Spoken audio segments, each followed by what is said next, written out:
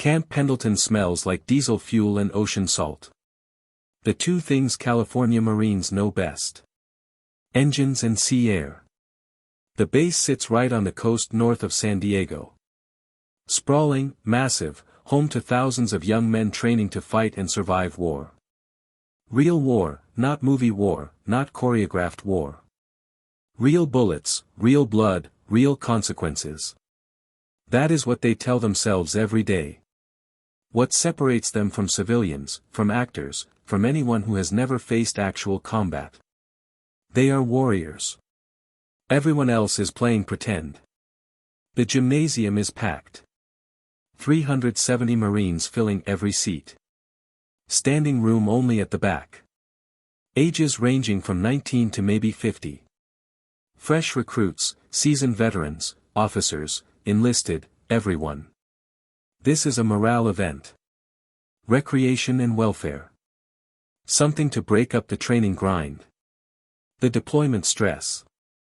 The reality that many of these young men will see combat, will go to Vietnam, will face death, will carry memories they cannot put down. So, command organizes events, brings in entertainment, brings in speakers, brings in anything that makes life on base more bearable, more human. Tonight they brought Bruce Lee, the martial artist, the movie star, the man from Enter the Dragon, the film that came out the previous year, the one half these Marines had already watched. Most of them loved it. The action, the speed, the kicks, everything that made Kung Fu look effective. And Bruce Lee looked like the most dangerous man alive.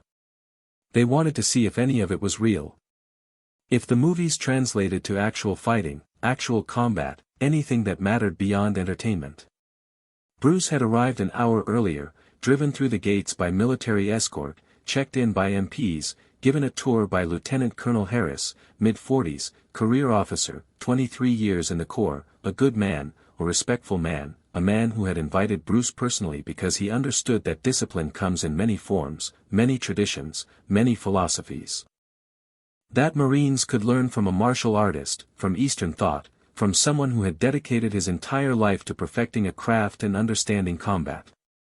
Even if it was a different kind of combat, a different context, a different purpose, still valuable, still worth sharing, still worth bringing to his Marines. The gymnasium was a typical military setup. Basketball court, weight room visible through a glass partition, boxing ring in the corner. Heavy bags hanging from the ceiling, pull-up bars, everything warriors need to stay sharp. Folding chairs arranged in rows facing a small elevated platform. Nothing fancy, nothing Hollywood, just functional military space converted into a temporary auditorium. 370 young men sitting, waiting, curious, skeptical, and excited all at once. Wanting to believe Bruce Lee was real, fearing he was just an actor, just a movie star, just a civilian who had no real understanding of what fighting means, what warriors face, what combat actually demands. Bruce stood on the platform wearing simple clothes, dark pants, a plain shirt, nothing flashy, nothing that announced celebrity, just a man. Except he was not just a man. He was Bruce Lee. Everyone recognized him. Everyone studied him. Everyone was quietly measuring him and deciding whether he was worthy of their time and their respect. That is a hard crowd under any circumstances. A military crowd, a warrior crowd, people trained to be skeptical, to trust only what has been tested and proven in reality. Bruce understood this and came prepared to demonstrate, not just to speak, to show these young men that martial arts are real, that what they saw in the films was based on actual skill, actual training, actual mastery. "Thank you for having me," Bruce began. His voice carried through the gym without a microphone. Years of teaching, of projecting, of commanding attention in rooms far less cooperative than this one. I am honored to be here, to meet you, to share some time with people who serve, who sacrifice, who protect. What I do is different. I am not a warrior in your sense, not a soldier. Not someone who has faced what you face or what you will face. But I am a martial artist. I have dedicated my life to understanding combat, to perfecting technique, to making myself capable, not for war, for a different purpose, but capable nonetheless. I am here to share that, to demonstrate it, to show you that martial arts are real, are tested, are effective in their own way, for their own purposes. Maybe you take something from this, maybe you do not, but at least you will see it for yourselves. He moved into demonstrations, basic techniques, Wing Chun structure, the 1-inch punch, speed drills, board breaking. Nothing too theatrical, nothing designed for cameras, just fundamental demonstrations of power, speed, and control. The Marines watched closely, interested, impressed, applauding, responding. This was exactly what they had hoped for. Bruce Lee in front of them, making it real, making it visible, making it impossible to dismiss. Then he invited volunteers. Anyone want to try? Want to feel the 1-inch punch? Want to test the structure? Want to spar? Want to see how martial arts work against someone who is actually resisting, actually pushing back, actually bringing real pressure? Come on. This is a learning opportunity for me, for you, for everyone. Let's find out together. Hands went up. Multiple hands. Young Marines wanting to test themselves against a legend. Wanting to say they had sparred with Bruce Lee. Wanting to find out if they could handle him. If military training could beat Kung Fu, if size and strength in American fighting could overcome a smaller man doing something they did not fully understand. Bruce chose his volunteers carefully. Not the biggest, not the most aggressive, the curious ones, the respectful ones, the ones who wanted to learn rather than prove a point. He sparred with them lightly, controlled techniques, showing structure, demonstrating trapping and concepts they had not encountered in their training. The Marines loved it, laughing, cheering, learning, and having a genuine moment of relief from the weight of everything else. Young men experiencing something new and finding it worth their time. Not everyone felt that way. In the back row sat Gunnery Sergeant Marcus Webb, 38 years old, 20 years in the Corps, 3 tours in Vietnam, Purple Heart, Bronze Star, everything that confirmed his standing as a combat-tested warrior, someone who had killed, someone who had survived, someone who had earned his rank through experiences most people never encounter and cannot fully imagine. He watched Bruce from the back of the room with open contempt, disgust building steadily into something hotter. Webb hated this. Hated everything about it. A civilian on base, a foreign civilian, a Chinese civilian teaching Marines, his Marines, young warriors who should have been learning from men like him, from people who had actually bled, actually fought, actually come home with something real to show for it, not from a movie star, not from a kung fu teacher, not from someone who had never worn a uniform, never served a country, never put his life on the line for something bigger than himself. That was what Webb believed. What his racism and nationalism and military pride had combined to produce, a toxic but dangerous conviction that what Bruce represented had no legitimate place here, had no legitimate place anywhere that mattered. Bruce called another volunteer. A young Marine, maybe 20, eager and respectful, who stepped onto the platform and worked through a technique with genuine attention. Bruce corrected him gently, patiently, the way a teacher corrects a willing student. The Marine tried again, improved, and Bruce encouraged him, praised the effort, rewarded the attempt. The Marine smiled, bowed, and returned to his seat, visibly pleased with the interaction, enriched by it, however slightly. Webb stood up, his chair scraped back loudly. The sound cut through the room. 370 heads turned. He started walking down the aisle toward the platform, toward Bruce with purpose in every step, and barely contained rage in every movement. The Marines watching him understood that something was wrong. Something was about to happen, something that should not happen. But the momentum was already there, already carrying him forward.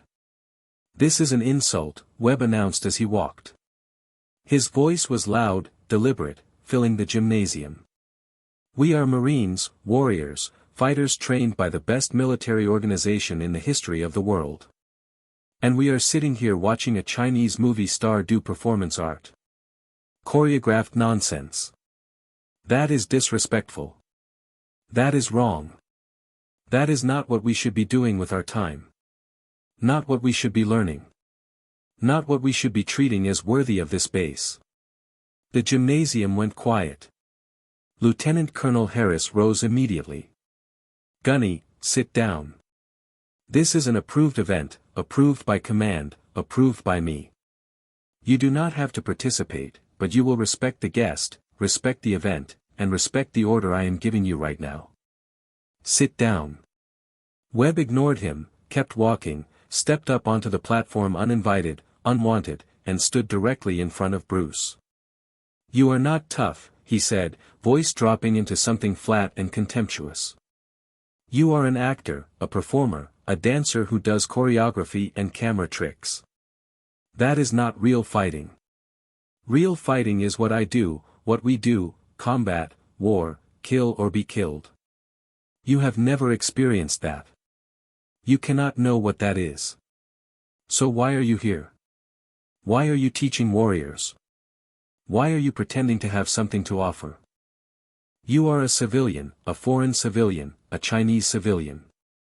You have no business on this base. No business teaching United States Marines. No business taking American money and filling young warriors' heads with foreign nonsense that weakens them. That makes them less capable, less American, less real." Bruce remained still, face neutral, controlled. He had faced this before. Racism, nationalism, resentment, hostility in many forms, in many contexts, from many directions. He had learned how to absorb it without escalating it. How to respond without validating the assumptions behind the attack. How to stay professional when someone was deliberately trying to provoke a reaction that would confirm everything they already believed. "I understand your perspective, Sergeant," Bruce said, keeping his voice quiet and even. "I understand that you have served, that you have sacrificed, that you have earned everything you carry. I honor that genuinely. I am not claiming to be a warrior like you. I am a martial artist, a different path, a different purpose, a different context. But I was invited here by your commanding officer to share something with these young Marines. Not something better than what you teach, just something different. If you do not find value in it, you are not obligated to stay or to participate. But I would ask that you respect the invitation, respect your commander's decision, and respect your fellow Marines who are choosing to engage with this. Can you do that?" The reasonable response made Webb angrier. The respect made him more hostile. He wanted a confrontation. He wanted provocation. He wanted a reason to act beyond the one he had already decided on. And Bruce, being calm and measured, denied him that justification. Made Webb look like the aggressor in front of his own men. Made his position look like exactly what it was. So he manufactured the confrontation himself. He kicked Bruce from behind without warning, without challenge, without anything resembling the honor he claimed to represent. His boot drove into Bruce's lower back with full force. 240 pounds of committed aggression, everything he had channeled into a cheap shot against a man who was still facing forward, still attempting to de-escalate, still trying to make peace in good faith. Bruce stumbled forward. He had not anticipated an attack from behind, had not anticipated that someone in uniform, someone with his rank and his record, someone who built his identity around the concept of warrior honor, would kick a guest in the back during a sanctioned event in front of his commanding officer and 370 of his own men. The Marines gasped. Several stood immediately. This was assault.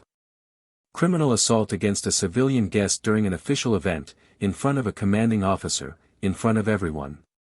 A court-martial offense, a discharge offense, something that should have been impossible under these circumstances. And Webb had done it anyway, because what he carried was stronger than reason, stronger than self-preservation, stronger than 20 years of institutional discipline. Bruce recovered quickly. Martial artist reflexes, years of conditioning, years of training that does not ask the mind for permission before the body responds.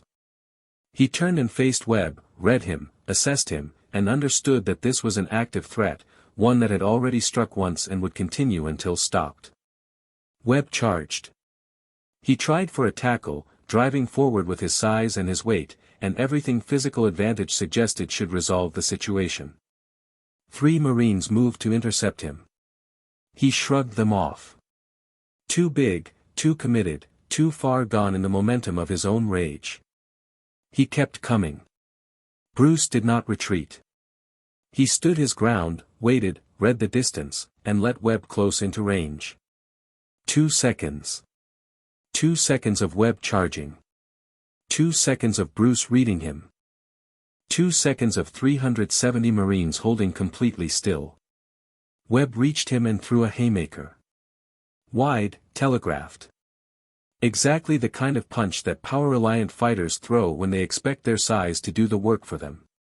Bruce's hand came up and intercepted it. Wing Chun trapping, something Bruce had trained 10,000 times, something that lives in the body rather than the conscious mind. He controlled Webb's arm, redirected his structure, neutralized his momentum, and made 240 pounds of committed aggression into something that worked against its owner rather than for him. 5 seconds since the kick from behind. Bruce now controlled Webb's arm, controlled his balance, made his size irrelevant, and his strength useless. Aggression without structure is a liability against someone who knows how to receive it. And Bruce had spent his entire adult life learning exactly that. His palm struck, open hand into Webb's solar plexus, controlled, measured, precise, not intended to kill, not intended to cause serious injury. Intended only to stop the threat and end the attack. The strike landed exactly where it needed to, with exactly the force it required. Webb's breath left him completely. His body stopped. His forward momentum died. His eyes went wide and his mouth opened. And he stood frozen, unable to breathe, unable to move, unable to do anything except remain upright and process what had just happened to him. 7 seconds total. From the kick delivered from behind to Webb standing motionless, unable to breathe, completely controlled. 7 seconds. Every assumption he had acted on, every prejudice he had built his contempt around, every belief that had driven him down that aisle and up onto that platform, all of it demonstrated false in 7 seconds. In front of his commanding officer, in front of 370 of his fellow Marines, in front of the man he had decided, without evidence and without justification, was inferior and incapable and unworthy of the space he occupied. Bruce stepped back and released him. Webb went to his knees, still unable to breathe properly, still in shock, still working through what had just occurred and how completely his attack had reversed on him. Lieutenant Colonel Harris was already moving onto the platform. The medic responded immediately, rushing to Webb, checking him, confirming that the strike had not caused anything beyond the immediate defensive response it was designed to produce. He was physically fine, winded, humiliated, but fine. Harris turned to Bruce. "I'm sorry. This should never have happened. It will not go unanswered. What he did was criminal assault against a civilian guest under my protection and my invitation. Webb will face a court-martial. I am sorry." Bruce responded without bitterness. "No apology necessary, sir. You did nothing wrong. He made his choices and he is responsible for them. Not you, not the Corps, not anyone else. I am fine. I defended myself appropriately and proportionally. That is what martial arts teaches. That is what I demonstrated tonight, though not in the way I planned. Perhaps these Marines learned something from it anyway, about underestimating people, about judging capability by appearance, about assuming that smaller means weaker, that different means inferior, that foreign means fake. If they took something from this evening, maybe it was that. The Marines were standing now, all 370 of them, and the applause that followed was not for Webb's pain. It was for what they had witnessed. Bruce defending himself, proving himself, demonstrating under real pressure, and against a real aggressor, exactly what he had come to show them. Not through choreography, not through camera angles, through honest, unscripted, fully resistant reality. 7 seconds that made everything undeniable.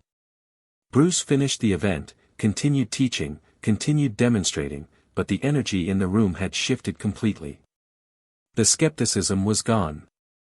The willingness to listen, to engage, to accept what was being offered, that was entirely different now, because he had proven himself not through claims, but through action, not through performance, but through genuine testing under the worst possible conditions.